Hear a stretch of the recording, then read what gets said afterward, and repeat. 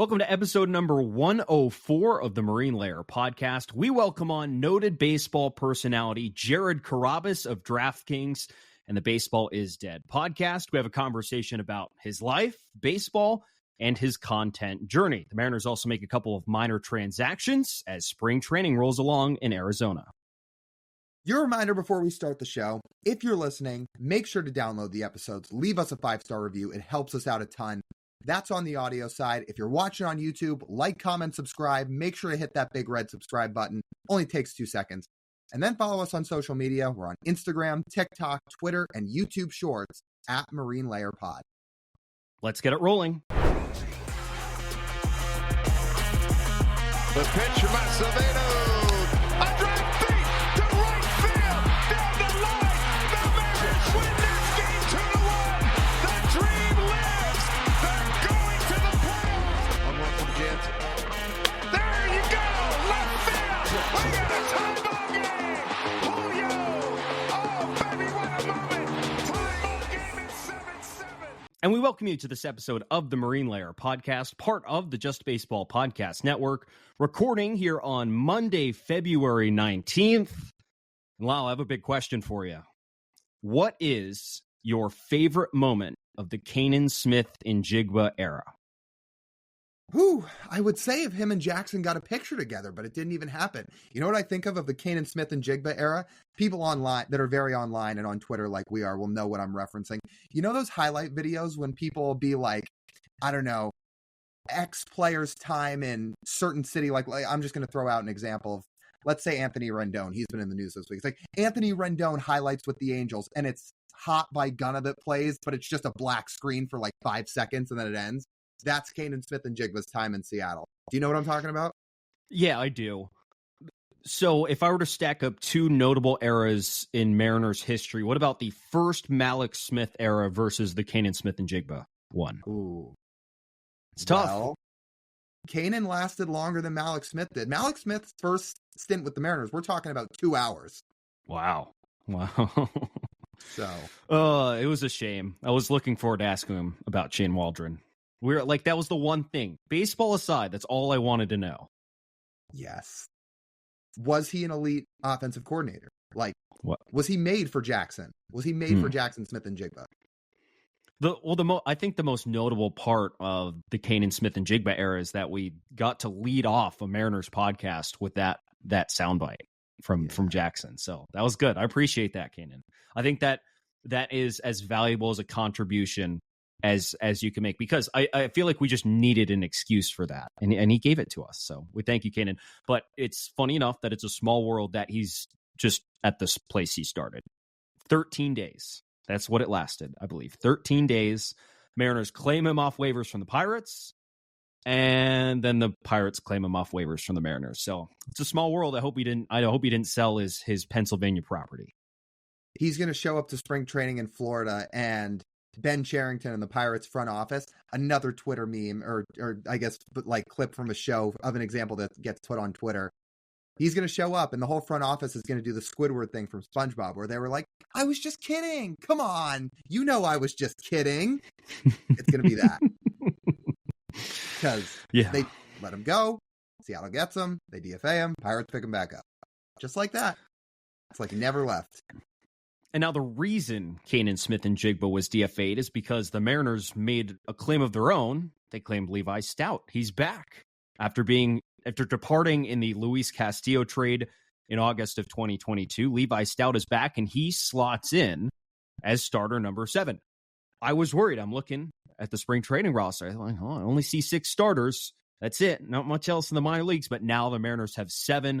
It looks like Levi's going to join Emerson Hancock in AAA. I'm happy they made this signing, and it looked like Levi was too. Ryan Divish wrote a nice article that came out today here on Monday about Levi Stoudt coming back to the M's. His girlfriend, while Levi was on waivers, wore Mariner socks for 2 days to try and make this happen, to try and will the baseball gods and put Levi back in Seattle. And it worked out. Obviously, the baseball gods whispered in Jerry DiPoto's ear. I called this, didn't I? I remember when he got DFA'd, I sent you immediately the tweet and I said, I would bet you the Mariners pick him back up. I said that right away. I said it would not shock me in the slightest if they picked him back up. Remember how high they were on Levi Stoudt before they traded him? Remember going into 2022 when they said, who's somebody in the minor leagues to watch for? They were all talking about Levi Stoudt. They said, we love his stuff. They love what he brings to the table. And obviously, once he went to Cincinnati, things got a little bit all over the place. His walks got out of control. But it sounds like Levi himself, not only is he just happy to put a Mariner uniform back on, but I think his views are much more aligned with the Mariners' pitching philosophy than the Reds. He said after day one of being back with the Mariners, he was like, it's just so refreshing. I feel like I'm on the right path. I feel like I'm like getting better. I think he's pretty happy to be back. And yeah, they had to find a 7th starter. Look, all the credit in the world to Tommy Milone for sticking around as long as he has and grinding it out in the minor leagues at this age.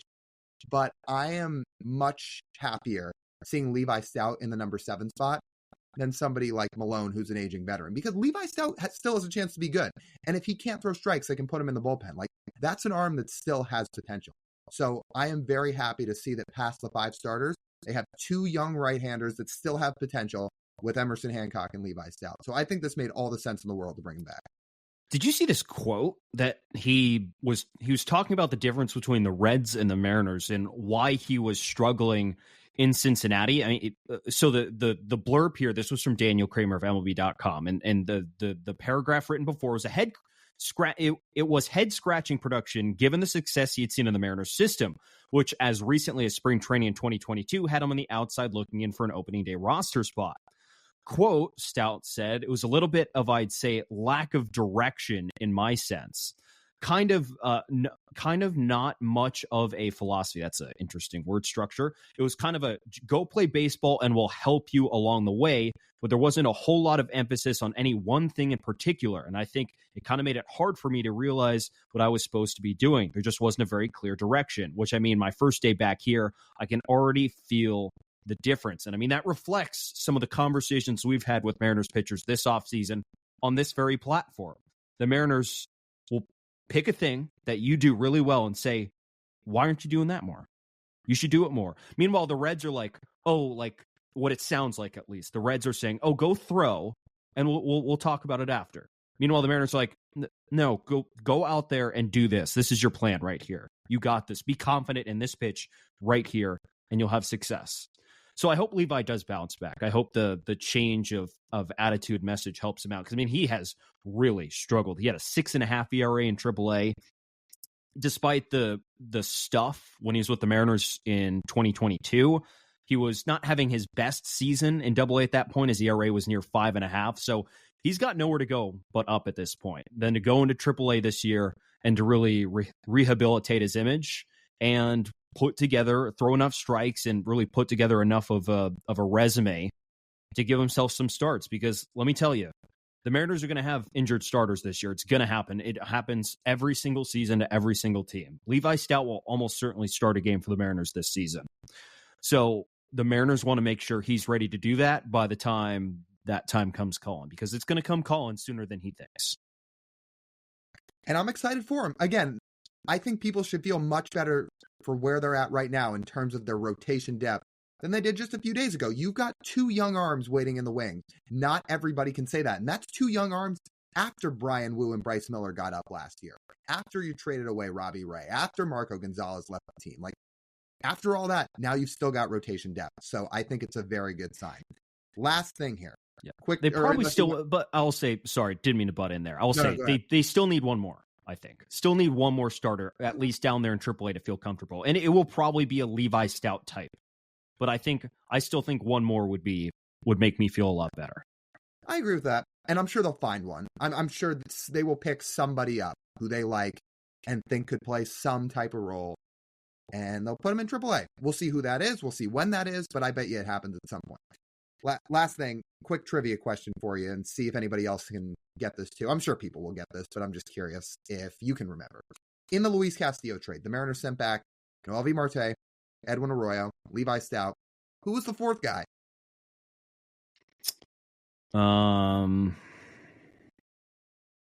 Wasn't Brandon Williamson. That was in the Jesse Winker trade. Yeah, it was Andrew Moore, but not that Andrew Moore. Different Andrew Moore. a younger Andrew Moore, a high school pitcher Andrew Moore. Right. So I was just curious if you were going to get that one on the fly, but I'm sure some people got it. Here's something notable. I guess if someone's looking for a positive for Levi Stoudt despite his ERA, when I see that ERA, I sometimes get curious what did his stuff look like. And when I say stuff, I'm referencing stuff plus. So his overall stuff plus, Lyle, was not great, but he did have a 120 stuff plus slider. And people might say, okay, well, small sample size. The problem is stuff plus doesn't take that big of a sample to stabilize. As Eno Saris has said a lot, stuff plus in a very small sample can give you an accurate number. And 120 on the slider in the big league level, given that's just 10 and a third innings he threw at the big league level. The stuff represented a slider 20% better stuff-wise than league average. Now, I will say, give the Reds credit, they had a lot of very, very, very, very good sliders on that team. So Levi's kind of got buried a little bit, but it's not saying it's that number represents that he does have some stuff in his repertoire still to manage. And with the Mariners coaxing him back, I would imagine some of those other pitches will come back as well. Again, I'm looking forward to it. I always liked Levi Stoudt when he was a prospect before he got traded away. I'm happy he's back. I thought it made way too much sense when he hit waivers to say, let him go. Like, it would have made no sense to let him go. The Mariners needed rotational depth. They're familiar with Levi Stoudt. Levi knows the organization. I'm sure they still believe in him, hence why they picked him up. Now he's back. I'm happy to see it. I really am. Okay. I think most people are here to listen to Carrabis anyway. So let's get to that after we tell you guys about our friends over at Pagach's Pub 85. You guys know we talk about it. Well, we're going to keep doing it because it's our favorite place to go hang out. Pagach's Pub 85 in Kirkland. They've got 22 TVs in the place, awesome food, great drinks, pool table, dartboard. You've got everything you need to go have an awesome time with your friends. If you go and you go during happy hour, they've got some great specials. Those are Monday through Friday from 2 to 6 p.m. It features $3 domestic beers, $4 Manny's Blue Moons, $4 Mac and Jacks, $4 Wells, $4 house wines. If you need a spot to go watch some games, catch up with some friends, eat some great food, you know where to go. It's Pagach's Pub 85 in Kirkland. Well, man, oh man, am I excited for this one. We have had a lot of awesome guests on. Every guest has been awesome.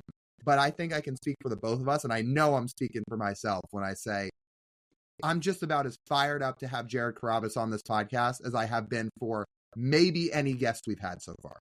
Very, very exciting. So just a note, we have not recorded it yet, but I'm very much looking forward to learning a lot more about, Jared's journey. If you follow Jared online, here's some things you check off. First of all, very opinionated, very much himself, and very much himself, meaning diehard Red Sox fan, but also just the way he talks about baseball. He's allowed to be a Red Sox fan, but he's also able to put that aside and objectively talk about the rest of baseball on his podcast, Baseball is Dead, part of the DraftKings podcast network, formerly at Barstool. That was Jared. But I'm really excited because he calls himself the tribal chief of baseball Twitter, and sort of the more fan-oriented, outspoken way of talking about the game of baseball. He sort of brought it up with him. And now, as it's much more prevalent, I think it's going to be very exciting to talk about this part of his life with Jared. I mean, there's just so many avenues to go down with this. So I'm very much looking forward to it. He's going to be awesome. So, for those that might not know who he is, I'm guessing most of you do. I would assume most of you do. But for those who don't, if you follow TJ and I, you know what the two of us try to be. We want to be ourselves. We want to have fun. We want to let people get to know us. And we want to be different. We want to do unique content. We try to be creative. And I'm not, role model's not the right word for this, but I have looked up to the work of what Jared's done for a long time, especially once I got the idea that we wanted to go down this route, because he's been a pioneer for that. Media did not always accept people that were biased and fans. It's much more that way now. And I think a big reason, certainly in baseball, is because of people like Jared. And he has built up a huge platform for himself over the years from being himself. And now he's friends with players, and now he's at all the big events, and he does a bunch of really cool content. So he's somebody whose work I've I've watched for a long time. I followed him for a long time. I know you have too. And now we finally get to talk to him for a little bit of a behind the door thing. We've been trying to make this one happen for like over a year. He is one of our white whales. We've said that for a long time. And in terms of media people, he might be the white whale person we've wanted to have on. So I'm so fired up for this one. I don't know what else to say other than I cannot wait to talk to him. If the rest of you are as excited as Lyle, I won't keep you any longer. Let's get to our conversation now with Jared Carrabis. All right, we've got the rocket. It's Jared Carrabis of DraftKings, host of Baseball is Dead, the Name Redacted podcast, tribal chief of baseball Twitter. Is there anything else you want to add to your byline? That covers it, I think, for the most part. Yeah. Well, I'm doing some stuff with Nesson this year, and I teased it on the latest episode of Name Redacted. I haven't said what, but it's a really cool opportunity, and it's something that, as I mentioned on the pod, has not been done in our sport yet. It's been done in other sports, but not in baseball, if it all comes together. So I'm pretty excited for that. Well, MLB Network correspondent as well, sports radio insider. That's a couple other things I think that works in.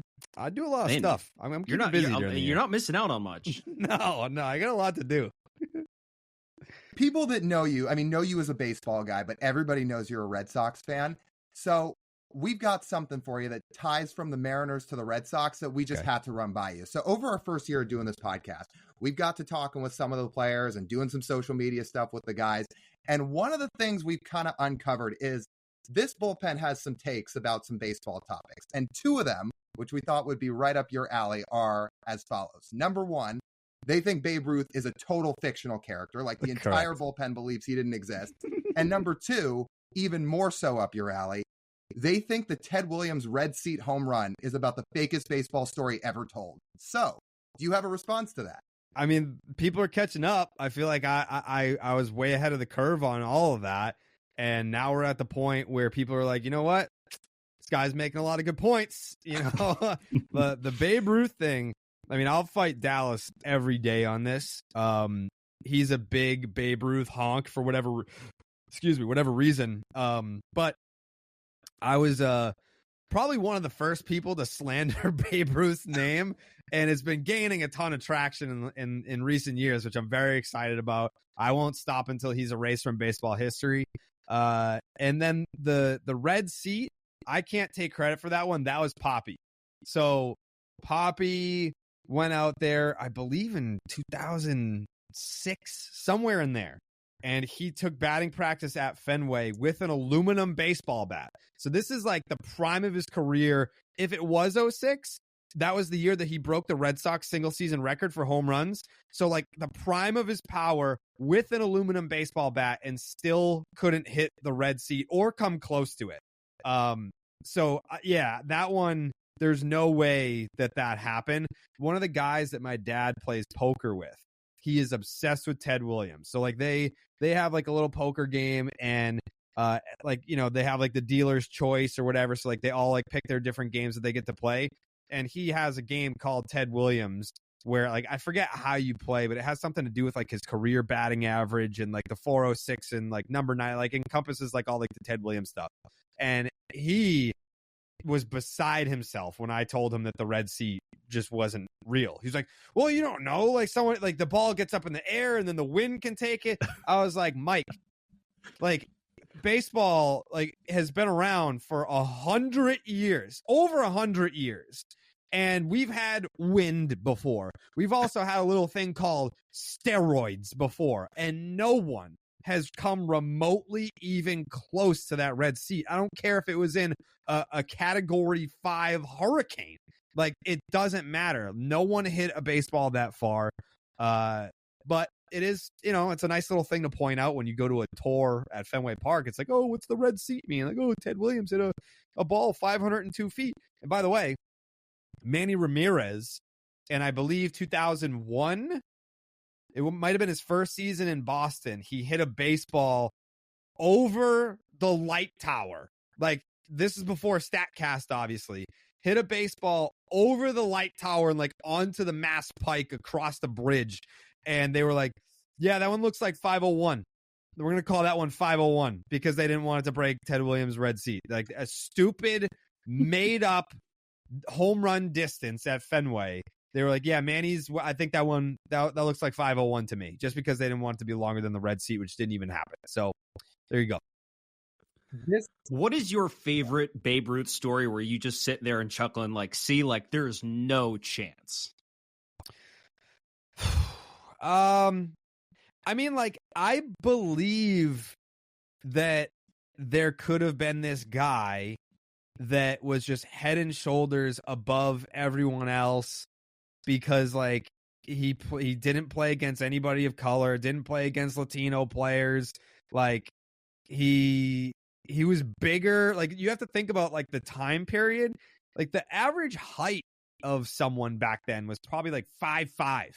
Like, you were probably looked at as, like, a huge dude if you were, like, 5'7". They're like, whoa, why isn't this guy playing basketball at 5'7"? So Babe Ruth was just, like, he was a large human being who was hitting home runs off of guys who had side jobs. Like, they just were like, yeah, like, I guess I'm in Major League Baseball, but I'm also a mechanic. And on the side, I also, like, work at an iron factory. So, like, I guess that, like, the concept of Babe Ruth could be real, but it's just, like, I don't, like, when we look at, like, we just did on Baseball is Dead, we have a segment where Jay Hay breaks down, like, MVPs from past years, and he just did 1931. We're going over some of these, like, Babe Ruth numbers, and it's like, well, yeah, like, if this happened today, it'd be like, oh my God, like, I can't believe that someone did this. But then you go back to then, and it's like, well, yeah, a dude that is twice the size against these inexperienced baseball players. And I mentioned to Dallas too, I was like, the average fastball velocity back then was like high school batting practice today. Like, you should be hitting 700 plus home runs when you're facing midgets that are throwing 71 miles an hour. And that's like a blazing fastball for the time. Like, yes, you should be doing that. So it's like, yeah, like maybe he did all those things, but I'm not going to give him credit for it. Yeah, it's like how they called Walter Johnson the big train because he threw so hard, but back then he was throwing, 90 miles an hour or whatever? That was considered like 105 back then. Correct. And that was Babe Ruth's toughest competition. I will tell you, this whole Mariners bullpen is going to be like jumping up and down, hearing a Red Sox correspondent agree with them on the Ted Williams thing, because they said when they took the tour and they saw this thing, they're like, they're full of shit. They're totally lying to us. Like, there's no chance this happened, especially if Poppy couldn't do it with a metal bat. And that's been their take forever. Yeah, and I'm also not even 100% sure that seat is like 650 feet from home plate. Like, if you like sat in that seat and like looked at home plate from that distance, it's not even 502. Like, we've seen big league hitters, like I think like Jim Thome hit one that was like 511, and like Nomar Mazara hit one in Texas that was like 520 or whatever it was. Like Sammy Sosa was hitting them like 500 plus. So like we've seen 500 plus foot home runs before. It's not like it's inconceivable that someone could hit a ball 502 feet. I just don't even believe that the seat is 502 feet away. Like, I think like the measurement is wrong. If we were going to transition a little bit, which I think, I love all this conversation, by the way. I love that it's kind of started to come to fruition a little bit, and I never thought we'd discover it. But if we were going to transition a little bit just into some Mariners stuff, you have gotten very tied into the Mariners community over the last few years. And you're a national baseball guy. You cover all 30 teams. But I feel like when we really start to see the transition of you talking about the Mariners a lot more was when the coined phrase of America's team started, which was coined by you. Yeah. It was the summer of 2021. I think I remember how it started, but I want to hear it from you, how it started and why you thought to yourself, like, people need to be following the Mariners. Yeah, so I remember that night pretty vividly. We were talking a little bit about it before I went on, but I was like, listen, that was, I mean, so I don't know what you guys, I'm assuming, have seen my TV setup before. Mm-hmm. Yes. So for anyone that's one not of the most familiar, impressive ones I've ever seen.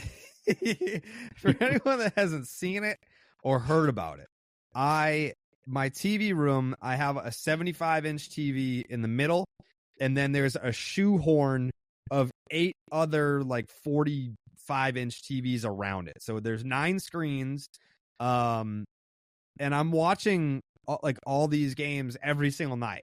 And obviously, as an East Coast guy, like I start out watching the Red Sox on the big TV, but by the end of the night, like that big TV is occupied by a West Coast team because, I mean, just that's how time zones work.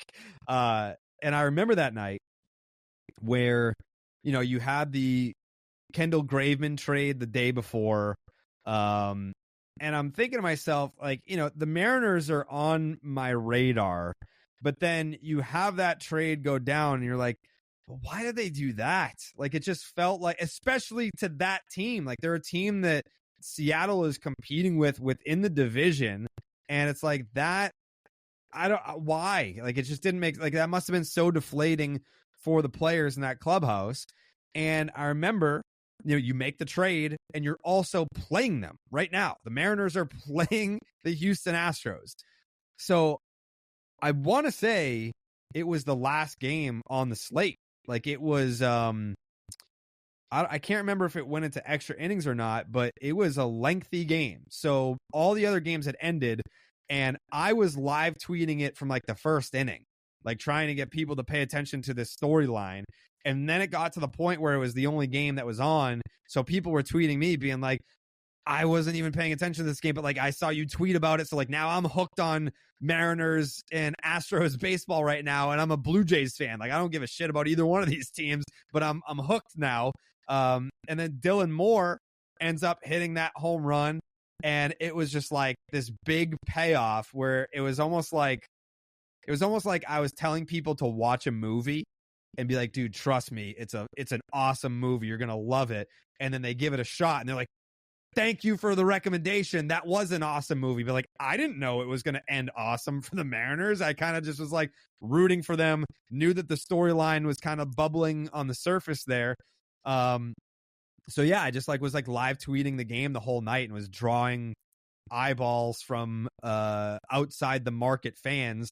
And it became almost like this Mariners watch along with baseball fans that didn't have any vested interest in either team leading up to that game. And then the payoff was just so cool with the Dylan Moore homer. And then I kind of just rode the wave with the Mariners the rest of the way.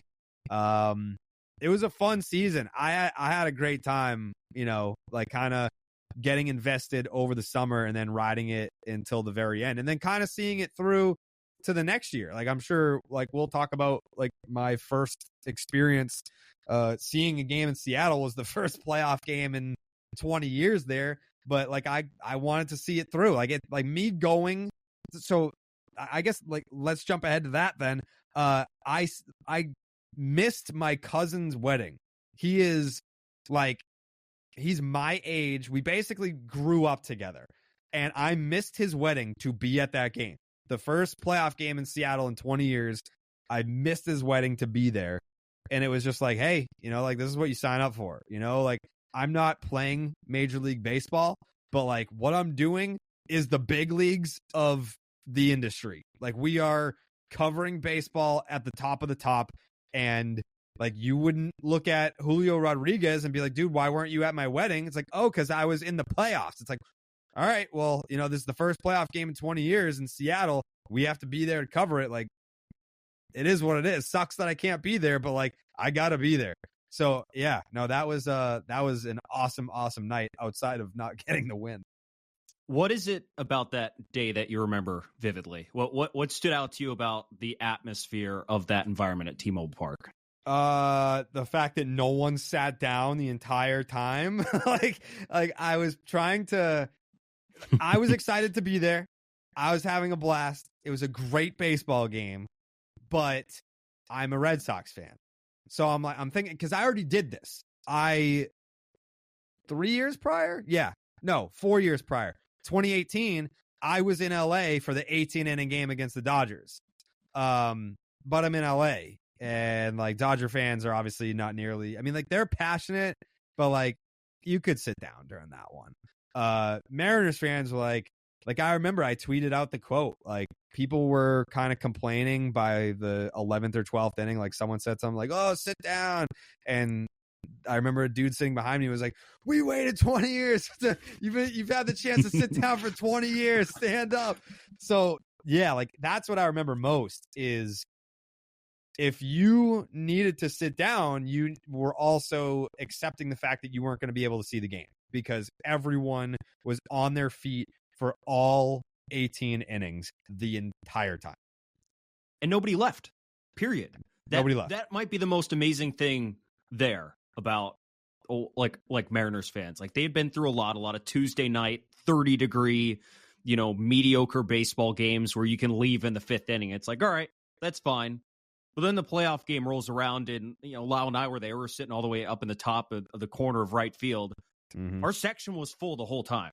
Nobody ever left. That is the last section to fill every single game, and it's the first one that people leave from. But nobody left.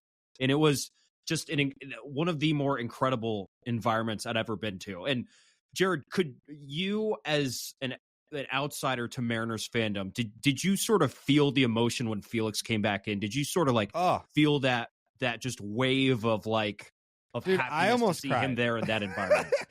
I almost cried. There were people sitting near me that were crying. Like, they were crying. And so I don't know if you saw that I did this, but because it had been 20 years since the Mariners had played a home playoff game, I felt bad about being there. Selfishly, I wanted to be there, and I had the opportunity to be there because of my job. But I felt bad about being there. So what I did was I bought 2 tickets to the game, and I gave them away to, I put the tweet up being like, hey, tell me why you deserve to be there. And I wanted to make sure that 2 diehard Mariner fans were going to get the chance to go to this game. I was buying off my guilt of occupying a seat. I didn't feel like I deserved to be there, but I wanted to be a part of it. So I made sure, I was like, hey, I'm buying fucking 2 tickets. Can I swear on this? Oh yeah, go ahead. Yeah. We say shit all the time. All you want. I was like, I'm making sure that I'm buying 2 seats for a diehard Mariner. And it was a father and son, yeah. So, it was a very special night. The only regret that I have is that they didn't score a run. That 18-inning game, Red Sox Dodgers in LA, there was at least lead changes and the Red Sox scored, I think, in the 12th, but then the Dodgers answered, and then ultimately Max Muncy hit the walk-off in the 18th.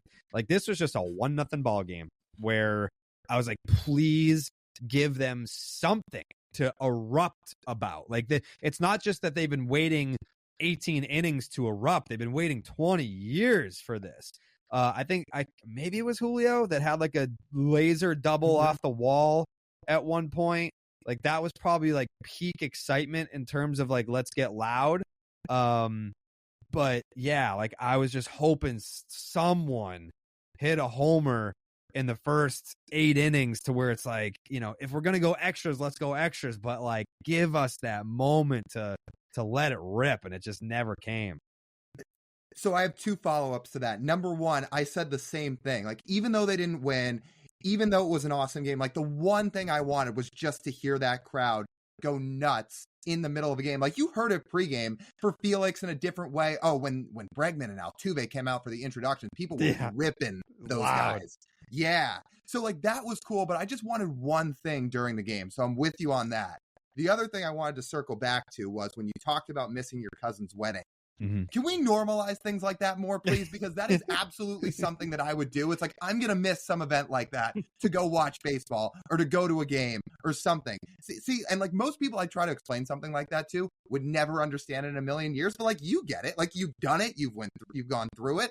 You understand it. I want to normalize that more. Yeah, my one of my best friends got married. I think it was the October of 21. Yeah, so it was the October before, and he reached out the summer leading up, and he was like, hey, if I get married in October, are you gonna be there? And I was like, depends on the day. I was like, depends on who's playing who. I was like, I can't promise you that I'll be there. He's from. We went to high school together and everything, but then he moved to Austin, Texas, but then he came back to have the wedding in Boston Common. So I was like, I'll know the week before, maybe 4 days before. I was like, it might be half a week before that I would know. So I ended up making it. But I mean, if you have your if you really want me to be there, then like that's on you for having your wedding in October. Like, I'm probably not going to be available, and if I am, it's going to be a miracle. It's going to be like an ALCS off day, or there's going to be just one playoff game that day, but it's a night game and it's a day wedding. Like, yeah, like, okay, I'll do that.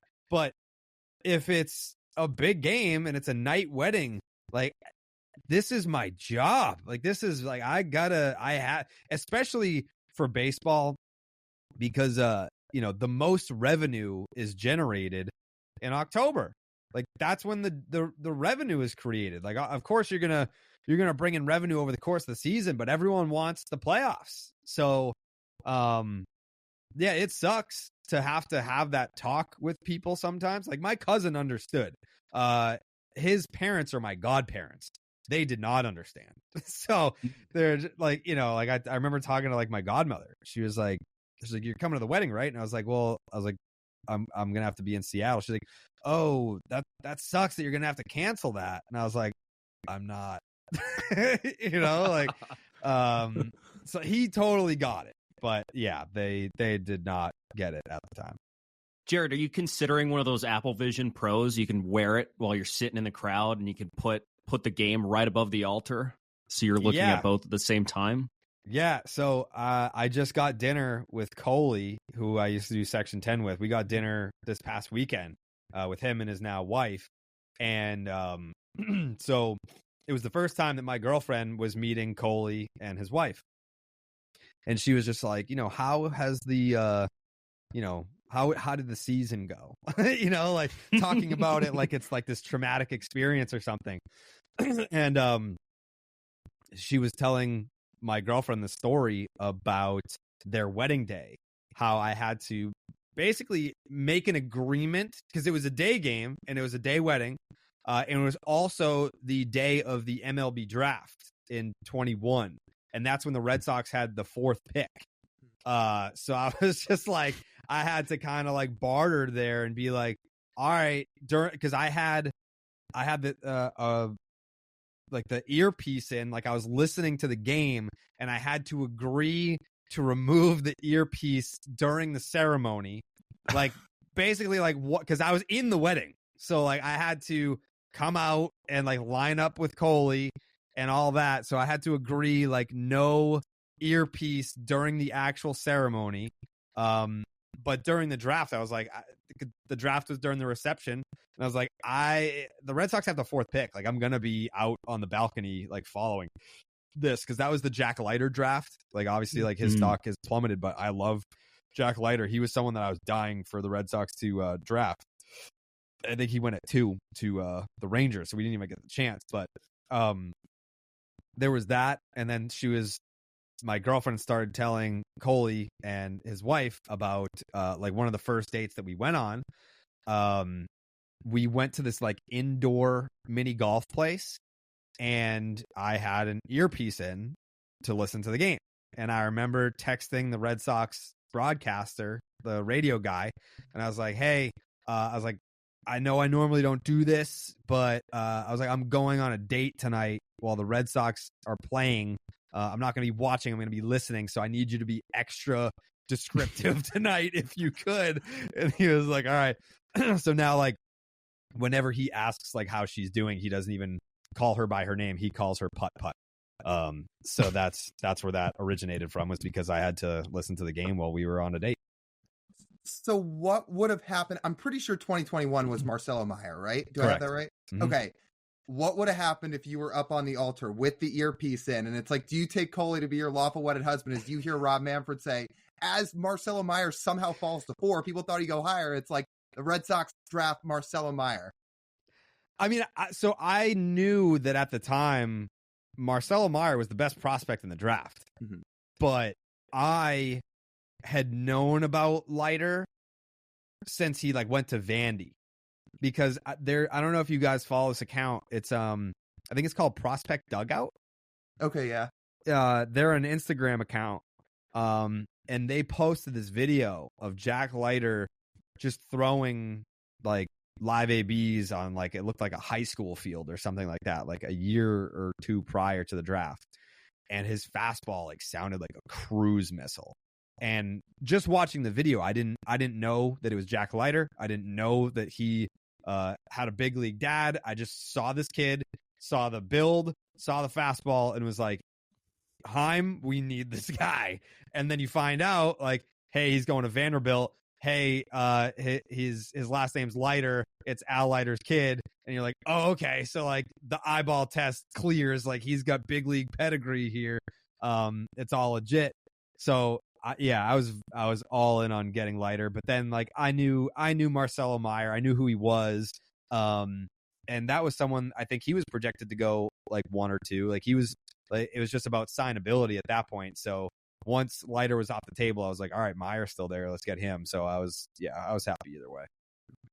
So, Jared, getting to this offseason, I'll say the start of the offseason for both the Mariners and the Red Sox were remarkably similar. The difference is now, I think the Mariners have remade themselves a little bit more than the Red Sox have. So, I guess starting with the Mariners, how have you evaluated how they've ended up here at the end of the offseason? I mean, I love the Polanco move, but you have a great radio voice, by the way. I'm sitting in a radio studio right now, so it works out. Tremendous radio voice. I love what the Mariners have done, but I also the key to Seattle's success this year, and I know that it sounds very cliche to say, but it really does come down to health.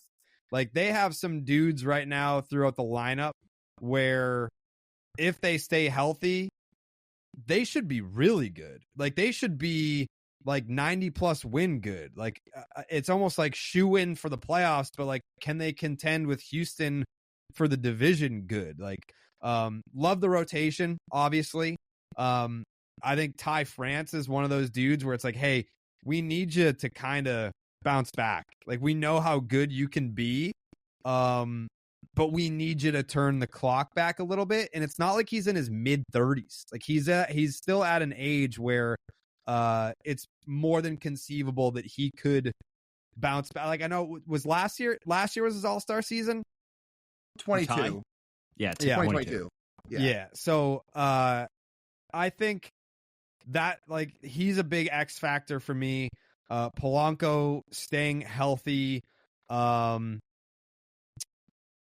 Crawford leading off, like it's like, and then Julio. I like the lineup. Like you're not looking at it being like, man, like there's Judge and there's Soto and Stanton. Like you're not looking at it like that, but it has balance, and that part of it I do like, but it's going to come down to health and Ty France being the X factor. Can he kind of bounce back this year? Which all signs point to him doing that. Like wasn't he at like Driveline, just like getting after it with those guys? Yes, he was.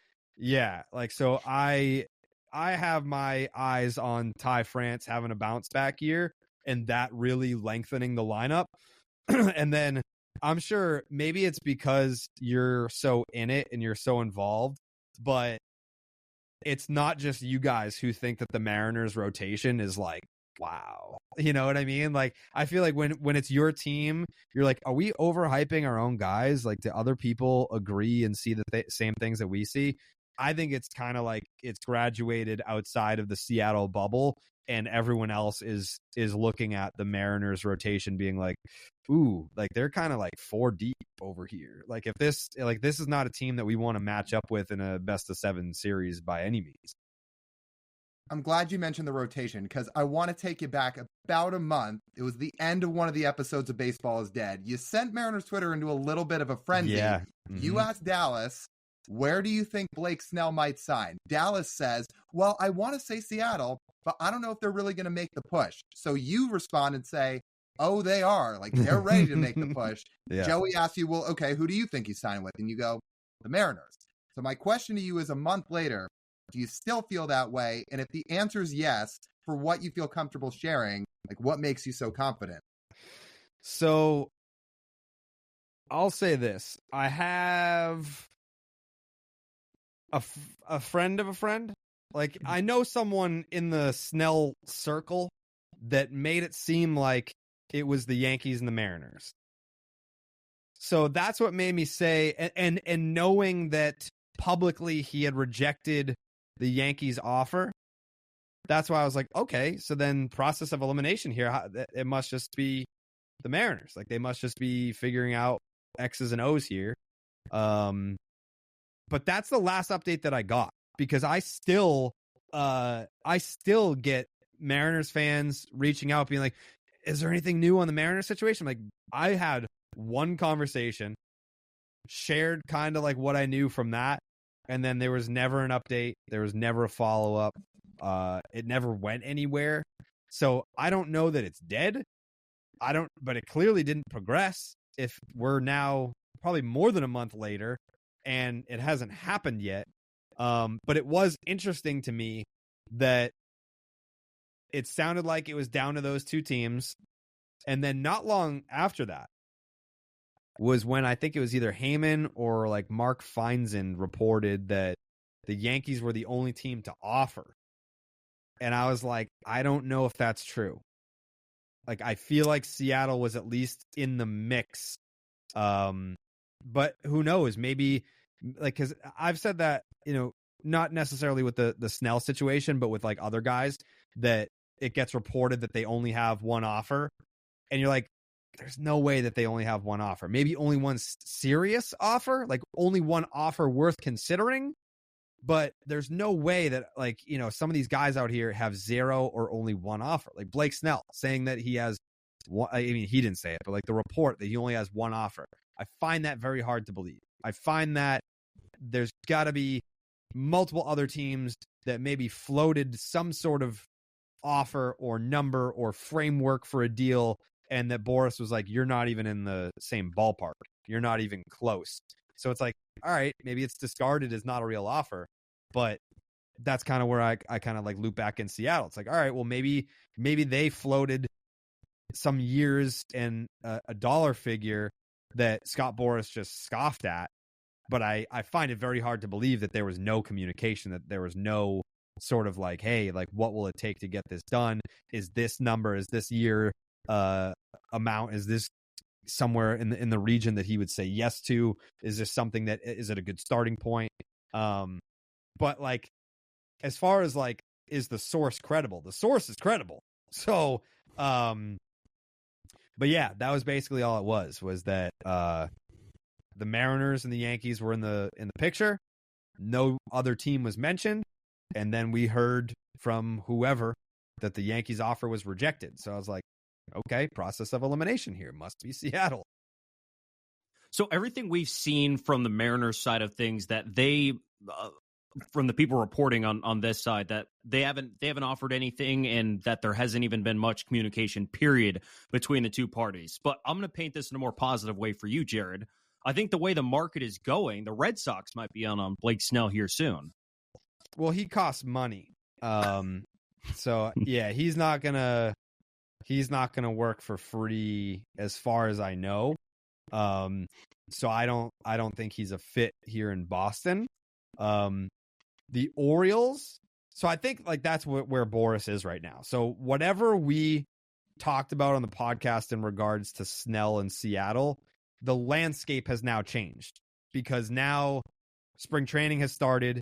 Games will be starting in a week. So instead of kind of using the off season as a way to kind of like leverage players or teams or whatever, it's like, all right, or more so leverage the players. You want a job before spring training starts. You want to know where you're reporting to, so we have leverage over you. Well, now you have the Kyle Bradish injury in Baltimore. As the games start, like, I know he's not a starting pitcher, but like Kenley Jansen just had the lat injury. Like, pitchers are going to start to get injured, which kind of flips the table here. Now, if there's a team that has a starter, it's like, hey, we kind of like went all in on this season. We're trying to win this year, and one of our top guys just went down, and say he's going to miss 4 months. Well, guess what? Now we're in the Blake Snell sweepstakes, when we weren't before. So I think the way that it was described to me a month and a half ago about it being New York and Seattle, you kind of just go back to the drawing board now, because the landscape is about to change as the games are about to start. Yeah, so I will say, like, the reason I think this hasn't gotten done is it's all on the Mariners side. Like, you might remember this, maybe not, but Blake Snell during Thursday night or Sunday Night Football during Thanksgiving, he or somebody in his camp must have said something to the NBC crew because he raised the 12th man flag during that Seahawks 49ers game. And Mike Tirico says, Blake Snell, a Seattle native, he's a free agent. He wants to pitch for the Mariners. And we like sit up. We're like, what did he just say? He's like, you just put that on national TV for the whole world to hear. So it's been made very clear that Blake Snell, who, as you know, is a Seattle native, like he wants to play there about as much as I've ever seen any free agent want to play there. I think it's a Mariners thing. They don't want to fork up the money or they're worried about the walks. It's something, but I think it's kind of one-sided for why it hasn't gotten done. Yeah, I think it could be Robbie Ray syndrome where it's like, all right, we just, we already did that. We had a guy coming off of Cy Young. We gave him a bunch of money and then he just wasn't that guy anymore. Mm-hmm. Because I think, when you get burned like that, maybe you're reluctant to just jump right back into it and do it all over again. Like the Red Sox, I mean, it's the same thing. Like right now, it couldn't be a more egregiously perfect fit. Jordan Montgomery. Like we need, like it's all right-handers in the rotation. There's no lefty. You need an innings guy. You like, I know that they get a lot of flack. They don't suck. Like the Red Sox aren't going to suck, but they're going to be very mediocre. Adding a Jordan Montgomery, it's like, all right, that could swing 5 wins from what you would have had before. Now you could be an 85-win team that maybe sneaks in, or maybe you're good enough at the deadline to maybe you add at the deadline and that guy puts you over the top. In kind of what you're saying about Snell, it's like he's from here. He's clearly his preference is to pitch in Seattle. And Jordan Montgomery is like, my wife works here. I live here. I've been working out here. I've been begging you to sign me all winter. And the Red Sox are just like, that's nice. That's nice. And it's not like they have a plan B. They're just like, no, we don't care. That's nice. Do you feel like after what's happened with the Red Sox this offseason especially, but maybe the last couple, that, I mean, I feel bad for you, obviously, and Red Sox fans that you have to go through this, but like at the same time, do you have any more sympathy for what small market teams go through after like feeling the pain of what the Red Sox are doing this offseason? I feel like I'm method acting. Like I really do. Like I feel like it's almost like Undercover Boss, where you've just been like this billionaire for forever basically, and now it's like, oh, now you have to work the shit job to see what it feels like. So I don't even feel that bad for myself, if we're being completely honest. I'm not going to say I prefer it. That's crazy. I can appreciate the experience because now, like, you never want to be, I guess, kind of the position that Patriots fans are in right now. It's like you just had a dynasty for over 20 fucking years. Nobody cares that you're 4-12 this year. Like, no one cares. Like, you can suck for a little bit. And Patriots fans are like, oh my God, we got to fire the coach and trade Mac Jones. And like, they want to burn the place down. And it's like, shut up. For 25 years, you ran the sport. With Red Sox fans, it's not that. Like, yes, since 2004, the Red Sox have won more World Series titles than any other team in the sport. However, they're sandwiched in between garbage. Like, yes, 04, 07, 13, 18. Okay, last place in 14, last place in 15, last place in 12. We're about to finish in last place 3 straight years. We finished in last place in 2020. So it's like, yeah, like we win the World Series every 6 years over the last 20 years. But we also have to sit through absolute dog shit baseball. And I know the Dodgers, like, they get made fun of for being one and done all the time. It's like, yeah, you won 110 games but you lose in the first round all the time, or like you choke in the NLCS.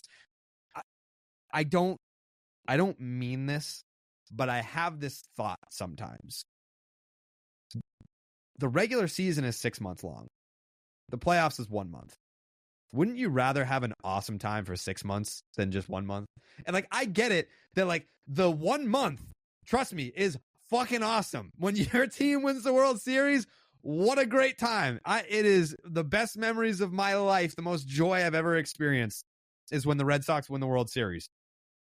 But when that comes at the cost of half a decade of suck in between every time you win the World Series, like, I'm kind of looking at the Dodgers being like, man, winning the division every year must be awesome. Like, that must be so much fun to just enjoy your summer, to be able to turn on the TV any given night and know that you're just going to watch an absolute ass beating, your favorite team just like kicking someone's teeth in every single night. Like, that's great. I don't know what that feels like. Even as a Red Sox fan that has won 4 World Series titles since 2004, I don't know what it feels like to go into a season being like, hey, showing up for work again, about to watch a great baseball team. We don't know that. Like, we've never had that. We've never had a real consistent run of like, hey, we're here and we're showing up and we're gonna do the damn thing. I guess it was like 03, but like not even like 2006 they missed the playoffs. 2009 they like backdoored their way in. 2010 they finished in third. So like, yeah, like we've never just had that run of like, all right, the core is here. Like, let's have like a 6-7 year run of like first place or playoffs every year, and maybe we'll get one in that window. It's always just we show up and hope that we can stomach the summer of baseball.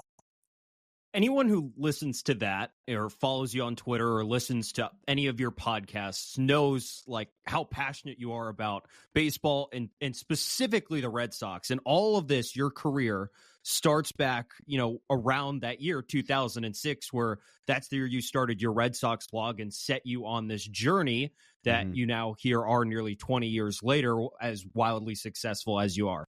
Where did the combination of your fandom and wanting to just put your ideas, whether online, on paper, somewhere else, etc., where did that start for you? So, I mean, people, how old are you guys? You guys are in your 20s? 25. Yeah, 25, yeah. Yeah, so you guys were never on MySpace, I'm assuming. Never on MySpace. No, we missed that. Yeah, so like MySpace was the first social media website, and I made a MySpace page, and I knew a little bit of HTML coding. Don't know how. I think it was just like, it's just one of those things where you're just like a nerd, and I just kind of figured it out. So my page was like just dressed to the nines with like Red Sox stuff. So there was this MySpace page that was like just Red Sox, and it was kind of just treated like a message board. Like, I didn't do like actual message boards, but like I was on MySpace all the time, and there was a page that said Red Sox. So like they use the comment section to kind of like people would just like interact with each other during games. And the dude that ran it sent me a message, and he was like, hey, like I feel like you could do a better job with this page than I can. So if you want it, it's yours. And I was like, oh, cool. And it had like 3,000 friends on it. And I was like, oh, wow, that's great. So then I obviously went in, did my HTML thing, dressed it up, and like made it look like an official like Red Sox page or whatever. And then pretty much by the end of that year, you had everyone else like popping up their Red Sox fan pages when like there had never really been any fan pages like at the time. Like under the first social media website, it was kind of just like, all right, I make a profile for who I am as a person, and like that's it. So by the end of the year, there was a bunch of Red Sox fan pages. So in 2007, I kind of thought to myself, like, how do I make this different and separate it from the other fan pages that popped up? And I was like, well, if I start blogging or like writing, then my page provides something that the other ones don't. It's my thoughts. It's like, you can only get those here. So I started writing on there, and I think by the end of 2007, it had like 150,000 friends or something like that. So then like the MySpace crash was very quick. Like for riding the wave that first year and getting to where it was at, like by the end of like 2008, like it was like whatever, 150,000, 175,000. And by 2009, MySpace was just a ghost town. Like no one was even using it anymore. So I had built a website, and I started blogging on the website and like tried to recoup people on Facebook. But like by the time it was just a ghost town. Like, it was very hard to get the 100,000+ people to go to like a Facebook group. Like, I think I recouped like maybe 10,000. So it was kind of just like start all over again. And then in 2009, which was when MySpace died, Rafe Anderson, he I don't know if you've heard of like True Media. It's like a analytics database type deal. So like he runs that. I knew him way back when. He's like, there's this new website, Twitter. He's like, you got to get on there. And I was like, no one cares like what I had for lunch. Like, why am I gonna like just like update people? Like, that's what Twitter was back then. It was like, just drove my car down the street to the store to get milk. Like, I was like, I don't want to do this. But I made a Twitter, and thank God I did. Because like that's basically like, you know, that was like the second MySpace of my career. It was like the second peak or whatever. So yeah, it was kind of just that. Like, I remember like that summer in 2007 was very instrumental in my career because I got my tonsils out. And that was a horrible, horrible situation. Getting your tonsils out when you're older, I mean, I'm not going to say don't do it because it was worth it, but the number one most painful experience my entire life. Like, my throat got infected. They had to like, I was like bleeding into my own throat. They had to like cauterize my throat while I was awake and all this shit. I had to have like emergency surgery to like stop bleeding in my throat. But it was because of that, like I couldn't go outside for like the entire summer. So I was just blogging away, writing away. And that's like how I kind of like developed my own voice back then. And fast forward to where you are now. I mean, there's so much in the middle we can get to. But for example, like with the two of us, when we started this podcast, especially with the way media is going, where there is such an avenue now for people to be who they are, be fans of the team, and still be in media. Like, I love that. And that's part of the reason we started this. We felt like we could really be who we are. We could do something that was a little bit different, do a bunch of social media stuff. Like, we started doing stuff with players and fans, and all that is because there's been people that have kind of trailblazed it before us. And for you, like, one of the reasons I've always loved following you over the years is you're such a pioneer for that, certainly in baseball, but I think in sports media as a whole. So I guess my question for you is, when did you start to notice that your personality and your brand was resonating with other people and saying, okay, he's not an objective, went to journalism school type of media person, but yeah, come out and do media stuff. Come talk to the players, go to the events. Like, how did you see people start to be accepting of who you were?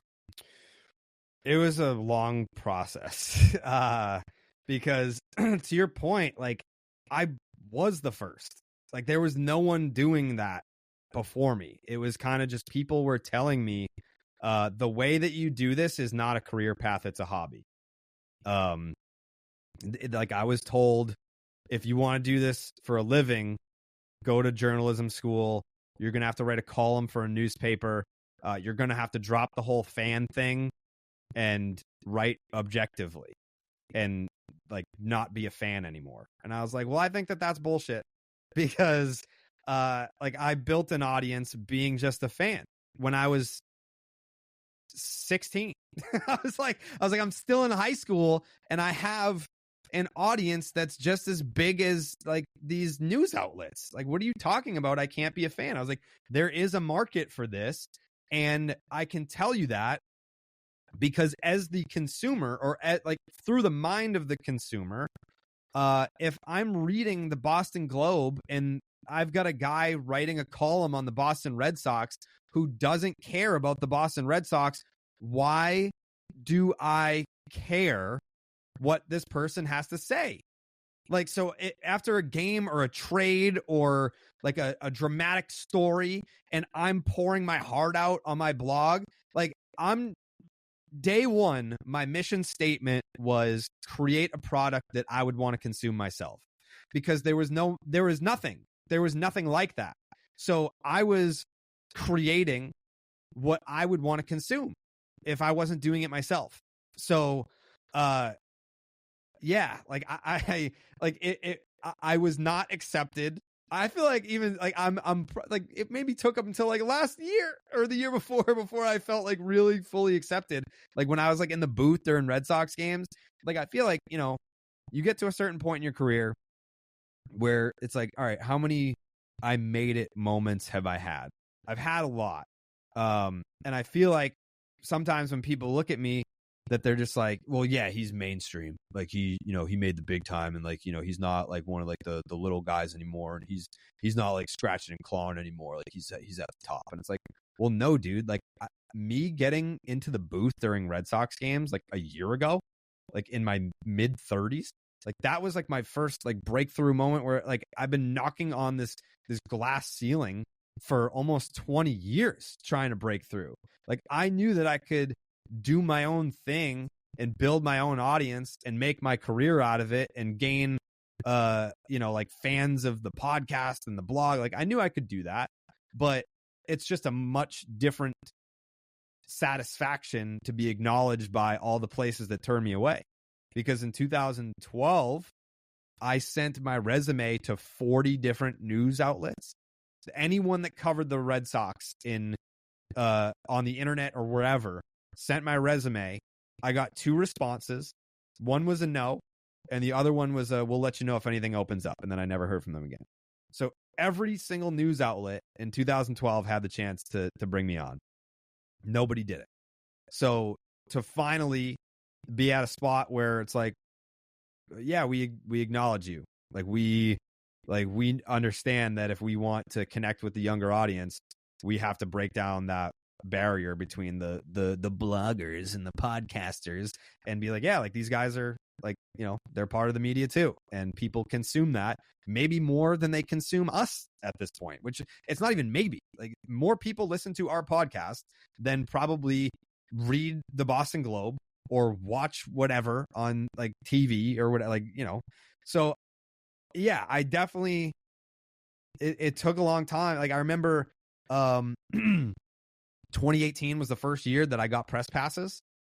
And even that took a fight because I remember I went to Oakland. The Red Sox opened the season in Oakland and Sean Manaea threw the no-hitter against the Red Sox. And I got press passes. I went on the field before that game and after that game. And I went back to the Red Sox after that trip and I said, why will the Oakland A's credential me, but the Boston Red Sox won't? And they didn't really have an answer for that. So we kind of found like a common ground where it's like, all right, well, let's start with this. And like, we'll start here and we'll start small. And then eventually it's like, I, kept going and wanting more from it because I felt like I earned that. Like I put in the fucking time. I didn't just spawn and say, hey, I'm this dude from Twitter that has a following. Give me press passes. Like I didn't do that. The Red Sox by that point had been familiar with me since I was 18, since 2007. It took me until 2018, to 11 years to get press passes. In 2010, I reached out to Sam Kennedy, who's now the president of the team. He didn't have, I forget what his job was at the time, but I reached out to him in 2010 and asked if I could get credentialed. And he said, we can't do that. But what I will do is I will give you standing room tickets to 10 games of your choosing. Like you can pick which games you want. And I was like, okay, cool. Can I pick 5 now? And can I pick 5 later based on like circumstances? Like, oh, like if Beckett is pitching against the Yankees, can I like wait to pick those games based on like, if it's a big game or not? I was like, yep, sure.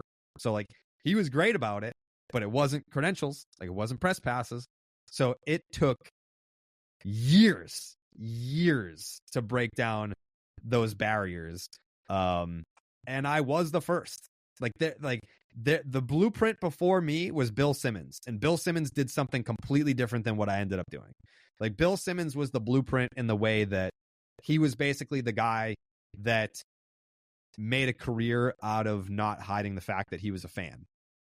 That was the only parallel between me and him. Because he went on to, like, he was writing columns on ESPN.com and he was writing books and stuff, which I also did. Like, I wrote a book at 19. I started it when I was 18, finished it when I was 19, published it when I was 20.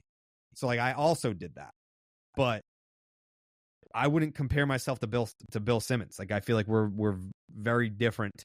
But that was the first and only guy that didn't have to hide that he was a fan and to make it a career. Outside of that, I was on my own. I had to pave my own path, and I had to, take out whoever I had to take out on the way. And that was not easy to just be in a field where no one really wanted to help you out. No one was lending a helpful hand of mentorship because they knew they could see the future where it's like, all right, this is, like newspapers, they're going to be gone soon. And like the bloggers are the future. Like, let's not fucking give this guy the weapons. Like let's let him fade out eventually. And it didn't happen that way. I just stuck with it. Like I was stubborn. I did not take no for an answer.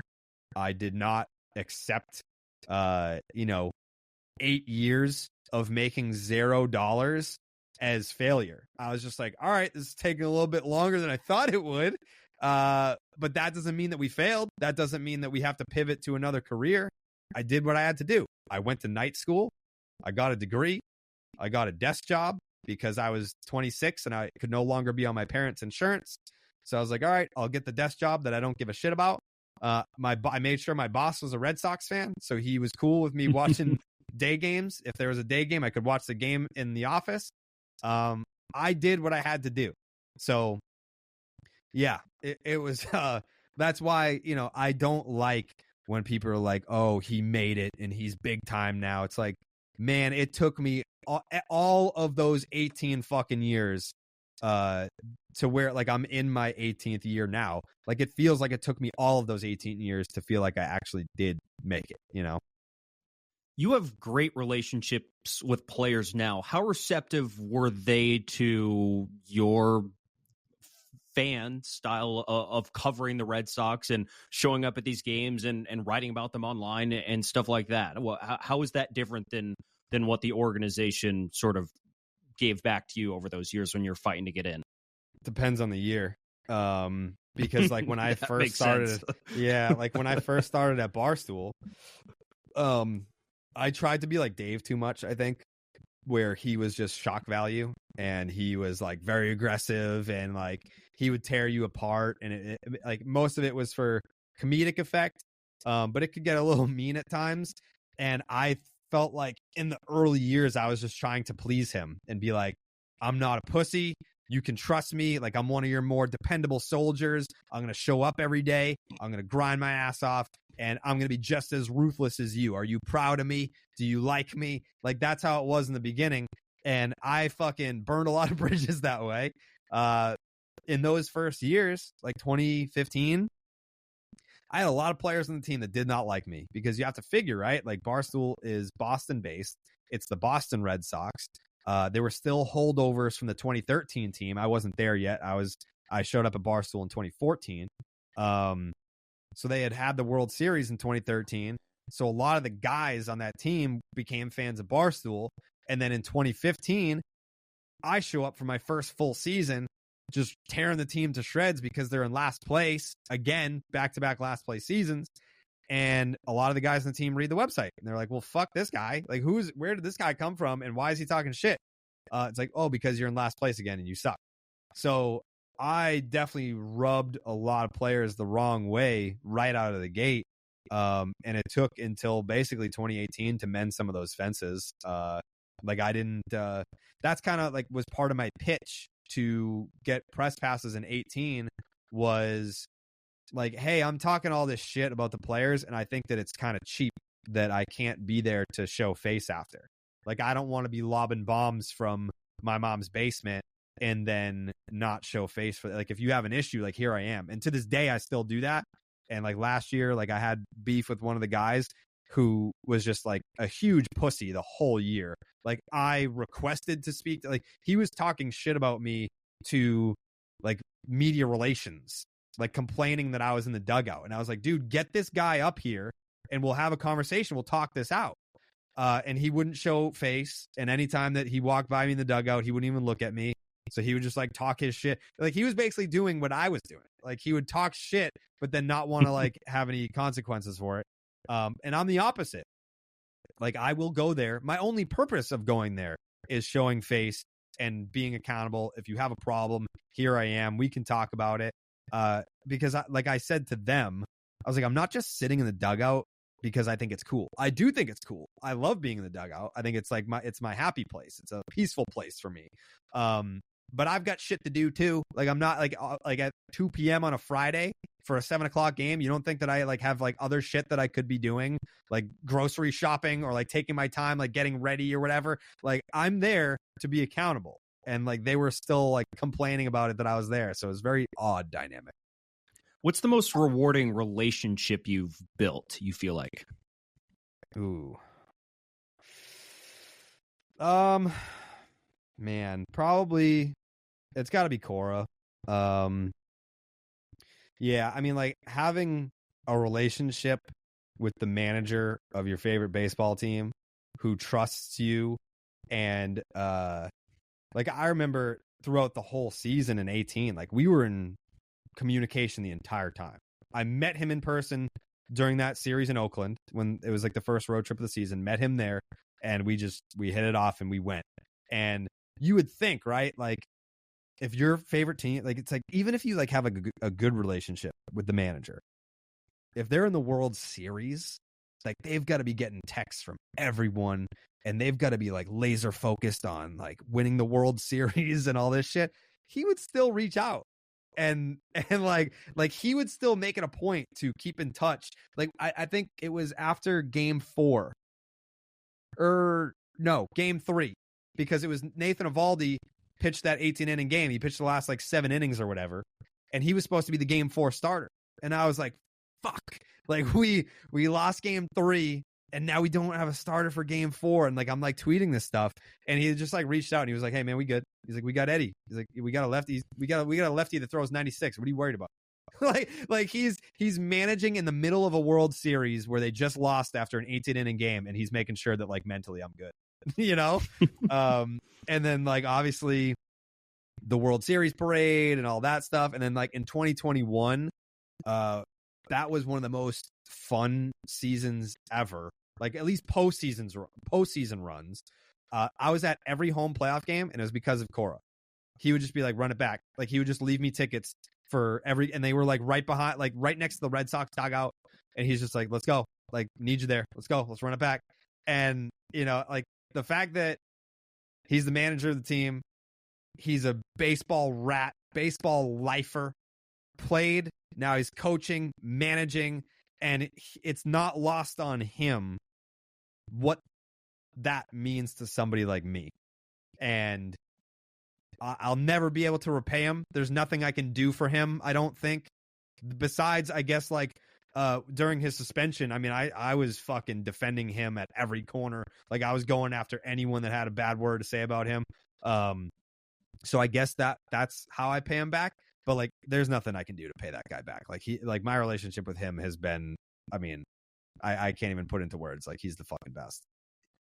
Okay, so you mentioned the World Series parade. I want to get back to that in just a second. But to wrap up this whole player relationship, manager relationship topic, like fast forward to now, I know you talked about it took some time, but it's not just the Red Sox you have relationships with. I mean, you're friends with a lot of guys throughout baseball, a lot of noteworthy guys, like Tyler Glasnow is one, or you did an interview with Cal Raleigh this past year. He talked about the guy at Chili's who came up to him in the bathroom and said, like, Yeah. stop switch hitting or all that. Mhm. Like, there's a lot of guys in baseball that really have like taken a liking to you and are much different with you than they are with most people in the media, where you see a lot of guys be very reserved when they get asked the same questions every day.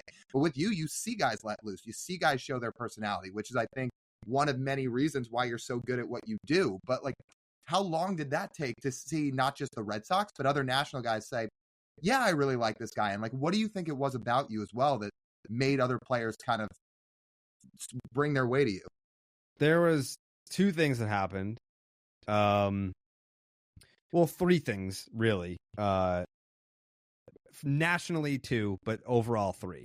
My relationship with Cora in 2018, I think it was more so like, if my manager is cool with this guy, then like, why shouldn't I be? So like, that was big for getting in with like the 18 team, and then all a lot of the core, the guys were still there for many years after that. So that was big. Second thing was the Spikes Up Tour, spring training 2019. Like, we hit every camp in Florida and Arizona. So like, we just showed face, and like, we met these dudes and we built relationships with them early. And then next thing you know, like, we're, you know, if someone came on the bus and we interviewed them, I asked them for their number. I kept in touch with them. If they sign contracts, like I text them congratulations. If they have a big game, like I'll hit them up and be like, I was watching that. Like that, I'm sure, like if you are pitching for a team that not a lot of people care about or pay attention to, and you ball out, like it feels good to know, like, oh, someone was watching this like intently and they appreciated my effort tonight. Like that's cool. So like I would do stuff like that. Like I kept in touch with like a lot of those guys. And then also, I don't know that I've ever shared this. I was kind of like dating this girl that she was friends with like a bunch of different dudes that lived, like a bunch of different MLB players that lived out in Arizona. So I think like none of them were Red Sox players. Actually, no. Bobby Dahlbeck was one of them. That's what, like the video that I tweet when he hits the home run, when like we wink next to each other. That's us on a double date with like his girlfriend and that girl. So I think like some of these other dudes were just like, oh, like if she think, because I'm sure that there's some players, especially like Yankee players or whatever. Like I'm sure that there's some players that are like, you know what, like fuck this guy. Like he talks a lot of shit, and like I think that players probably look at quote unquote media as like, oh, he's trying to get like inside information or a scoop or something. Whereas like I don't care about that. Like I care about the entertainment value. I care about the stuff that we can share versus like the stuff that like you don't want me to share that I'm gonna share. Like I don't do that. I want like, hey, let's do something funny. Like let's tell stories that are funny or interesting. Like that's what I want from you. Like I don't want dirt. I don't want like scoops or whatever. I don't care about that. So I think my relationship with her, like I'm sure a lot of guys that were like, hey, what's the deal with this guy? Like, do we like him? And then she was like, yeah, like and then she would explain it. Like, yeah, no, he's just trying to like do his job. Like he just wants to do like funny stuff. And they're like, okay. And then like I met a bunch of them that way. And like I have a bunch of relationships with like pretty big names through that relationship too. So like I'm sure like I've never said that to her, like, hey, thanks for being super influential in my career. But she knows that. Like she knows that like she made the connection for me with like a bunch of those guys. Yeah. So now to circle back to the parade, which for those who don't know, the Red Sox win the World Series in 2018. You are like on the duck boats with the players going through the parade, through the city. You're chugging beers. Like there's people cheering for the team, sure, but there's people who see you up there and they're cheering for you too. Like seeing you do that, I can't even imagine a world where one, the Mariners win the World Series, let alone get to one, but two, where like players were like, hey, you two guys, like you want to come up on the floats with us for the parade and cruise through the city? Like that's an alternate reality in my mind. So for you, I guess for a lack of a better term, like how in the world does that happen? I mean, it's like, it is the best day of my life. Nothing will ever be able to top that. Like if I get married, I don't like, I'll just be honest. I'll be like, this is the second best day of my life. Like there's no way, like there's no way I will be able to top that experience. And to your point about like, it's not like we were just underneath along for the ride. Section 10 was at its absolute peak that year. And so we're on the top with the players and we're looking out at this sea of people and there's Section 10 merch everywhere. So like, obviously like I'm not on the team. I didn't play. I don't deserve this. But it sure as hell felt like it, like there's signs for players, but there were signs in the crowd for me. Like there were like Stay Hot Rocket signs in the crowd, and there were like fans that had our t-shirts on, and there were also fans holding up signs that had our like catchphrases and our nicknames on them. So it was like we took over the fucking thing. It was crazy. It was insane. I couldn't believe it. And I mean, I have like pretty bad like social anxiety. So like I was nervous drinking and I was hammered. Like it wasn't like, oh, I'm drinking because I'm celebrating. I was drinking because I was like sensory overload. Like I am in a sea of millions of people and they're screaming at me and they're pointing at me and they're taking pictures and filming me and they're like, it was insane. It was absolutely insane. Yeah, I don't know that I'll ever be able to do that again. Like, I mean, first of all, the Red Sox suck. So like, it's not like they're going to win anytime soon. And if they did, it's just not going to be the same. Like, those are my guys. Like, though, like, I don't know, because like now I'm in my mid 30s. Like, I was in my late 20s at the time.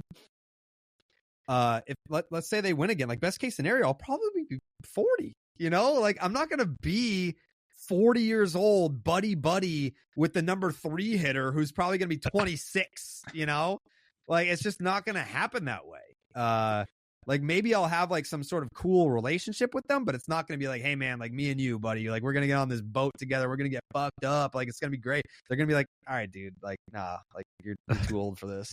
So it was just perfect. It was perfect timing. It was right place, right time. Like, being at Barstool, having them be able to like magnify the moment of like when we were out in LA, doing videos at the World Series, and like they were retweeting my stuff and like amplifying all the content they were making. Like, it felt like at the time, every time I sent a tweet, that the world is going to see this. And it was that way. You know, like, we were the Beatles in 2018. Like, we couldn't go down the street without by 2019. So I used to, in 2017 and 18, I used to do every Friday night, I would do a meet and greet. I would tweet like, hey, like, you know, anyone wants to hang out, like, meet me by gate D. And I did that for those 2 seasons. And then by 2019, after they had won the World Series, I didn't have to tweet it out anymore. People would just know to go to gate D after the games, and there would just be like hundreds of people there waiting. Like, I would watch the game, walk outside into a sea of people that just started screaming the second that we came out. I was like, whoa. Like, and I would stay out there all night. Like, my friend, like, we had a bar that across the street from Fenway that we went to every Friday. Shout out Baseball Tavern, RIP. They tore it down during COVID.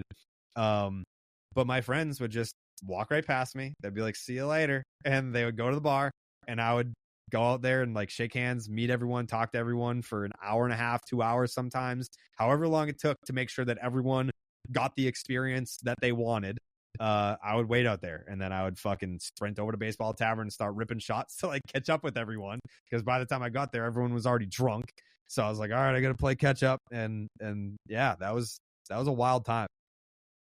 Last thing for me, Jared, you had an amazing run at Barstool as the 2018 season. I mean, like you said, just top of the world, it felt like, but overall, you just grew the baseball community online so much. And now you've been gone from Barstool for about 2 years with the Baseball is Dead podcast and the Name Redacted podcast. And you used the term earlier, I think it was last year, that this was a very rewarding experience for you. Now that you're almost 2 years out of leaving Barstool, would you use a different word? Is there a different way you describe how life has been in the last 2 years, where you've really kind of branched out on your own?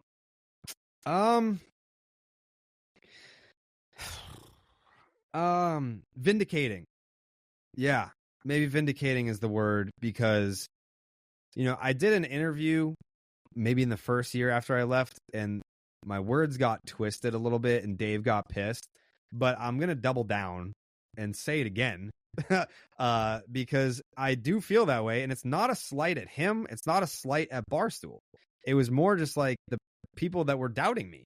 People were saying, like, you're not shit without Barstool. People were saying you can't do it without Barstool. And I think in the 2 years that I've been gone, I've done everything I've ever wanted to do. Like, I always, like, I sent this, a picture to my mom the other day. I had on Facebook memories, a status from 15 years ago popped up, and it was like 2009 when MLB Network first launched. And I was like, you know, just gushing about MLB Network. Like, MLB Network's the best thing that ever happened in my life. And I sent her that screenshot, and then I sent her a picture because I had just gotten my first check in the mail from MLB Network. Like, it was a check, and it had MLB Network right on the check. And I was like, bam, like, took me 15 years, but like, here's a check from MLB Network to your son for his work, his contributions to the network. I wasn't doing MLB Network before. To be able to get into the booth, the Red Sox broadcast, I didn't do that at Barstool. I didn't go on MLB Network at Barstool. I wasn't sitting next to Dennis Eckersley and Dave O'Brien and Kevin Youkilis and Will Middlebrooks and Lou Merlone and all these guys like during MLB games. I wasn't doing that before. And then to just during baseball season, look at the podcast charts and see baseball is dead. Number 1, number 2, number 3, name redacted, number 3, number 4, whatever. Like it was vindicating. It has nothing to do. Like I love Barstool. Like I'm so appreciative and grateful for my time there. I still look back on all of it fondly, and the memories I will cherish forever. And I miss those people there. But I think when you have people that want to see you fail, and the number one chirp that they throw at you is that you're a product of the system and you are nothing without them, of course it's going to feel good to prove those people wrong. It has nothing to do with like, motivation for leaving. Like that wasn't part of it. It was just like, now that I'm gone, let's see what's up. Let's revisit the scoreboard at the end of this. And in 2 years removed from it, I've done everything in having a TV show with Nesson. 2 years. That's I think like I don't know yet officially, but it might be nominated for an Emmy. It's like, was I doing that before? No. So like it's all just you want to know that you can stand on your own, and that people like you because the stuff you put out is good, not because you work for Barstool. Like you don't want to just be like, well, I'm a Red Sox fan. I love Barstool. He's the Red Sox guy, so I guess we'll just listen to this because this is the place where I consume my stuff. It's like, no, we listen to it because we like it, and if it doesn't exist here, then we'll listen to it wherever it goes. Because you don't want to feel insecure, right? Like you don't want to feel like, do they only like me because I work at Barstool? And you that thought creeps into your mind with some of the player relationships. It's like, do these players only talk to me because I'm at Barstool and they like Barstool, or do they talk to me because they like me and they trust me? So that was like another big thing too. And all the same relationships like kept on chugging along, and no one cared that I left, and a lot of them still came on the podcast. I've got one more real one for you, and then one fun one to kind of wrap this one up. You have more than done your fair share of growing the game of baseball for everything you've done in your time in baseball media. But for people like the two of us with some kind of platform, or just in general, any normal fan out there listening to this thinking, I want to see baseball continue to grow. I want to see it be the most popular sport in the world. Like, what can we all do to continue to grow the game? Ooh, I don't know that there's like, the first thing that came to my mind is not something that we can control. The first thing that comes to mind is they got to get rid of the blackouts. Because if you think about it, right, like they're trying to create so much content now for like short form content, which is great. Like on social media, behind the scenes stuff, make the players more marketable, make them more accessible to fans so that we can, it's one thing to like a player because he's good at baseball. It's another thing to be personally invested, which is why I think it's been so cool about my job. I've gotten to know all these players personally, and that gives me even more reason to root for them. Not everyone has that benefit of getting to know these people, these players as people. So the content is important, and what you guys are doing too. Like if you're having Mariners players on, like that's how you grow the game. Like you build relationships with those players, you have them on, and you talk to them about fun stuff, and you have your listeners be like, man, I didn't know that about Paul Sewald. Like I didn't know that. Like he's really cool. Like even just like the stuff that he was like tweeting during the playoffs. Like he was like aware. Like he came at me. he took it like one of my my screenshots, and I was like, good, do that. Like I like this. That's how you guys can control it. Like you humanize these people. That's your job when you interview players. Humanize them, because there's plenty. Like the first example that comes to my mind, who I love, by the way, Sean Casey just had Aaron Judge on his podcast, and I was watching one of the clips, and like he's asking him about like hitting techniques, and I was like, Case, I get it, you were just a hitting coach for the Yankees, but like I want to know the stuff that no one knows about Aaron Judge. Like he doesn't do a lot of media appearances, he doesn't talk a lot in long form settings, so like get into his psyche and like let me know what's in there. Like ask those questions. That's what I care about as a baseball fan. Give fans a reason to root for players. Because, I mean, that's ultimately, like, that's our job. But baseball is dead, right? Like, baseball is a regional sport. Baseball fans only care about their own team. It is very difficult to make Mariners fans care about a conversation on the podcast about the Minnesota Twins. Like, that's difficult to do. So, like, when you're humanizing these players, that is what is the goal here, because you want fans to care not just about their own teams, but hey, I'm an East Coast baseball fan. My game just ended. What else is on the slate here? Oh, the Mariners are playing tonight. Oh, okay, cool. Like, I love George Kirby. I heard him on a podcast. Like, yeah, I want to. That's interesting to me that he's pitching tonight. I'm gonna tune in for that. So that's how you can control it. But for the blackouts, everyone's on the go. You know, especially for a sport that is played in the summertime, people are doing shit. They're outside. Like, if I'm a fan of a team and I can't even watch my own team because of a blackout, or I can't like log into the MLB.com app or whatever and watch my own team, or like I'm a displaced fan, it's like, you know, it's garbage. They got to do something about that. The last one I've got for you. I want to do a little bit of a callback to your old, I guess I'll say your old chapter. And I had to get one in, but I'm going to ask it in this way. Bigger adrenaline rush for you. Walk-off home run at a sold-out Fenway Park on a Friday night, or sitting and watching a Mets game with Frank the Tank? Man. I've watched a Mets game with Frank on a couple of occasions. He's a fascinating human being, fascinating mind. The way that his brain works is incredible. I got to take the walk-off home run, I'll be honest, because, I mean, at least you know what you're getting. If I'm hitting a walk-off home run at Fenway, I know I'm getting excitement. I know I'm getting a party. Watching a Mets game with Frank, you don't know where that's going. That is too unpredictable for my liking. But I've done it, and it is a good time. It is a good time. Love it.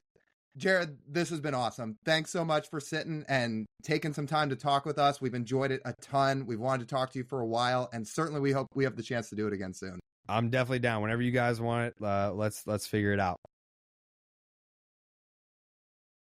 Well, that was a unreal conversation with Jared Carrabis. We really appreciate all the time he gave us here today. Before we wrap up the show, let's hear a word from BetterHelp. Is something interfering with your happiness or preventing you from achieving your goals? Regardless if you have a clinical mental health issue like depression or anxiety, or if you're just a human who lives in this world who's going through a hard time, therapy can give you the tools to approach your life in a very different way. And that's why I'm excited to tell you about today's sponsor, BetterHelp. BetterHelp's mission is to make therapy more affordable and more accessible. And this is an important mission because finding a therapist can be really hard, especially when you're limited to the options in your area. BetterHelp is a platform that makes finding a therapist easier because it's online, it's remote, and by filling out a few questions, BetterHelp can match you to a professional therapist in as little as a few days. It's easy to sign up and get matched with a therapist. There's a link in our description. It's betterhelp.com/marinelayerpod. That's betterhelp.com/marinelayerpod. Clicking that link helps support this podcast, but also get you 10% off your first month of BetterHelp so you can connect with a therapist and see if it helps you. So if you're struggling, consider online therapy with BetterHelp. Click the link in the description or visit betterhelp.com/marinelayerpod. You know, I had my expectations very high for this interview because Jared is a pro's pro. He is authentically 100% himself always, and you heard that in the interview, but that blew that out of the water. I mean, that seriously did. This dude put in the work over a decade plus of time, to make sure that you and I can have the access we have right now. I mean, he led the charge of that and put in that work, making no money, working a job he didn't want to do for a long time to make it happen. And that's it's amazing what work can do and how it ends up and how life just ends up working out for you. Dude, that was so cool. When you guys listened to the first part of this podcast before the interview, we said we had not recorded it yet. We hadn't. But now post-recording, yeah, that was awesome. Like, every question we were really dying to ask him, we asked. Like, everything we had on our minds, you guys heard. All of his answers were awesome. And just to hear him talk about his story, and to your point, TJ, yeah, like I know you and I have loved all the player access we've been so fortunate enough to get thus far, and all the short form content we've done through our player interviews. Like, if you guys have enjoyed any of that stuff that we've done, thank Jared Carrabis for that, because if it was not for him and the way baseball media is now being more and more accepted, there's no way in the world that people like us ever would have had the chance to do that. So to talk to him, to talk Mariners with him, to talk his career with him, he is exactly how he always seemed from afar. And I think it's so cool that he gave us all that time to talk to him. And it sounds like he's down to come on again at some point, which is pretty cool. So to have that one, we'd circled it for a long time. We wanted it to happen for a long time. And now to actually do it, I'm with you. My expectations were set, and then they were blown away at the end of the interview. All right. With that, that'll just about wrap up this edition of the Marine Layer podcast. You guys know the drill. If you want to listen to the full form podcast, you can do so wherever you get your audio pods. Make sure to download, leave us a 5-star review, rate and review. That's on the audio side. Like, comment, subscribe. On the YouTube side, make sure to subscribe, that red subscribe button. It only takes 2 seconds to hit. And then follow us on social media. We're on Instagram, TikTok, Twitter, and YouTube Shorts at Marine Layer Pod. That's TJ. I'm Lyle. As always, we thank you guys for tuning in. We'll talk to you soon.